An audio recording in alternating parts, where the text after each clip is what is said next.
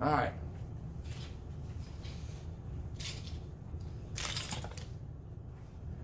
All right, cool. So we've talked about a couple of things in this class already, right?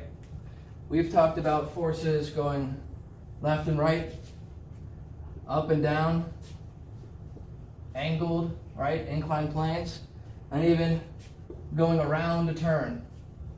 Well, there's one last sort of dimension, one last sort of way to look at forces and look at acceleration, and that is when going through the loop. The loop. When you go like a Hot Wheels car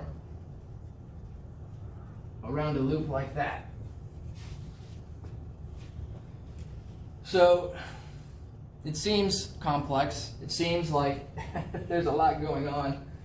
But really there's only a couple of things to worry about when you go through a loop like this. And for our purposes, yeah, we cut it down to a few things. We don't really have to worry about the air resistance of going through here, or like the friction slowing you down as you initially hit this.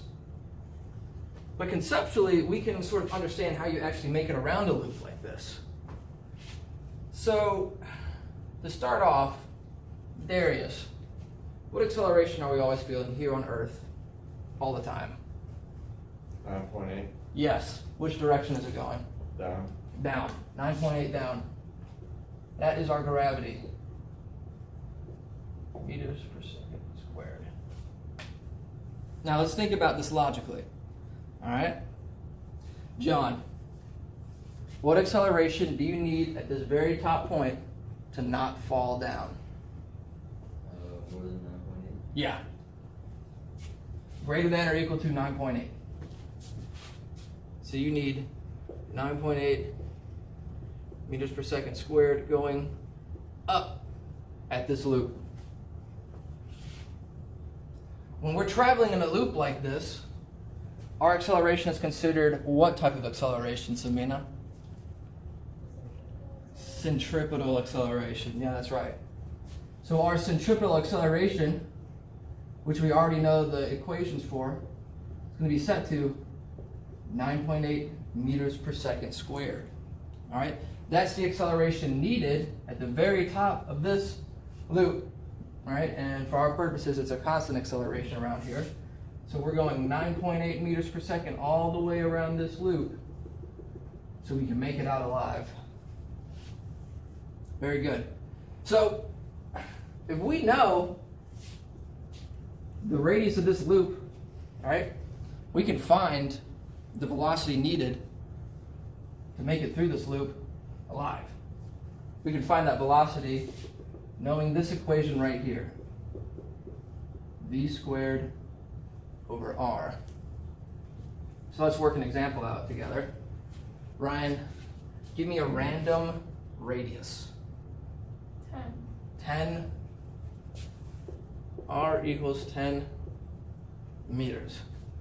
Okay, so if we know this radius, and we know we need to have 9.8 meters per second squared of centripetal acceleration, we can find our velocity needed to go through this loop. So you say, okay, AC is equal to V squared over R. Our AC is equal to 9.8 meters per second squared. So now we just plug everything in. We say, okay, 9.8 is equal to V squared over 10. Let's take this right here, multiply it over, because it's divided by. So 9.8 times 10, we get 98. So we get V squared is equal to 98. And now the last step, Samina, is to square root it. That's right. So we want to get the velocity by itself. So square root of that, that's equal to 9.9 meters per second. Okay, so that's pretty simple. That's pretty easy. That makes sense to us. Let's add an extra dimension to this. Let's say, okay, it's no longer a car. All right. Now we have a plane. Now we have a plane trying to make this turn right here. Let's think about this for a second. A plane isn't necessarily going to fall down and die, right? If it's in the air, it might have 9.8 meters per second squared, but if it gets up there and it's only 9, what's going to happen to the plane? Anybody? Any idea? Think about a plane in the air. Fall down. It'll start falling down, yes. Thank you, Darius. It starts falling down. Its path no longer looks like this. It'll sort of look like that. It'll fall out of the path, right? It'll fall out of that turn. So it's not gonna die if it doesn't get it. But we can actually say, all right, let's pretend it has 9.8 going up this way. So it equalizes and they can make this turn. What do the wings need to make a path like this? What do the airplane wings need so it can make a loop?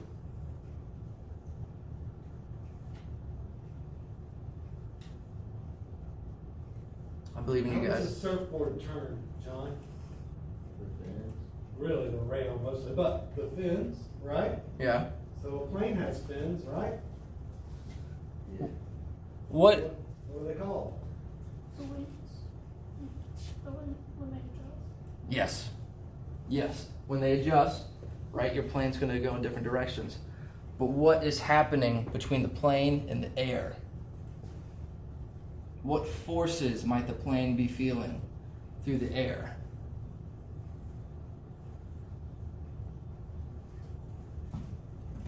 We talked about it with the surfboard. Talked about it with cars going around turns. Let me put it like this. Tires are to a road as airplane wings are to air.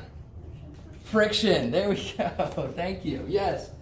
If there's no friction through the air, right, what is doing this going to do? Think about in space, right? If you're traveling straight through like a straight path and you want to go up, how do you go up? You have to apply some sort of booster rocket upwards. You can't just put your fin like this and then pretend to go up. Like, it doesn't happen. So it needs to have friction between the airplane wings and the air. And we can calculate that, right? We can do that pretty simply because we know the formula for it. We say AC is equal to G mu. So let me find an example problem here for a second. All right. Let's say that this loop radius is something massive. Let's call it 6,500 meters, 6,500 meters. Okay? You guys might want to write this down too, to help you out. 6,500 meters.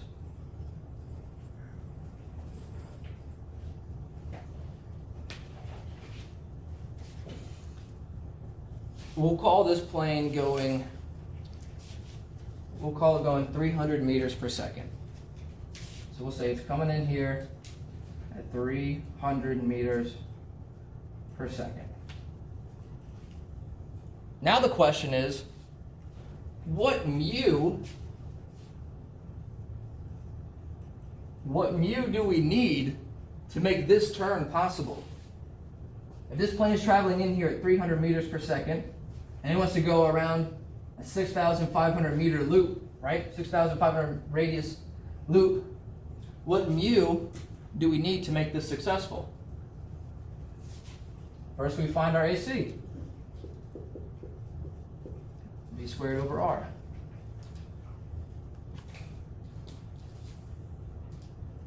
So we'll say 300 squared divided by 6,500. And we get that's equal to 13.85 meters per second. You get that too? Yeah. John, you got that too? Good. Everybody else got that? Nice. But now we just set that equal to 13.85 is equal to G mu. So if we divide by G, we get our mu is equal to, John, what'd you get? 1.41. Yeah. Everybody else got that too? Good.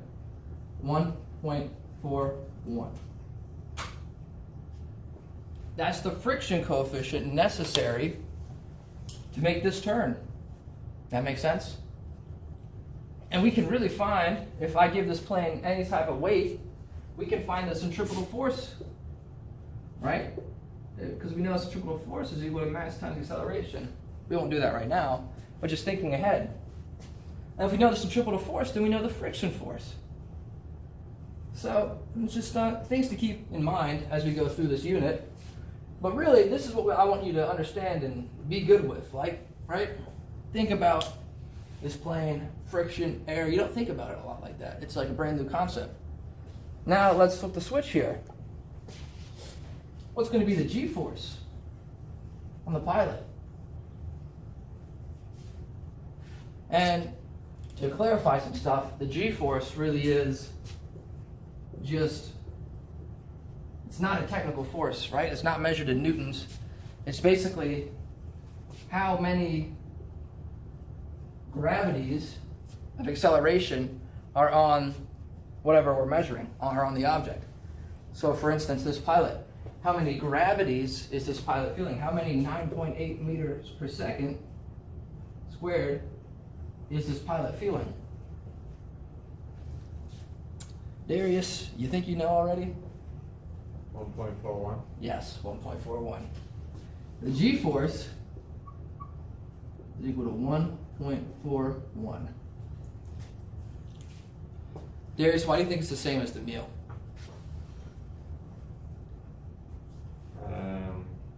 Because it's the acceleration due to the friction. Yeah, that's right. You don't have this G-force unless you have that mu. So it's hand in hand like that. And it goes along with everything that we've done. Like if you want to calculate the G-force for a car going into this loop, right? You can do that too. You can say, okay, what's your acceleration? Right here, okay? As you hit that, what's your acceleration? Divide that by gravity, that's your G-force. Your G-force isn't technically a force. And people think it's a force, it's not. That's why when you see like those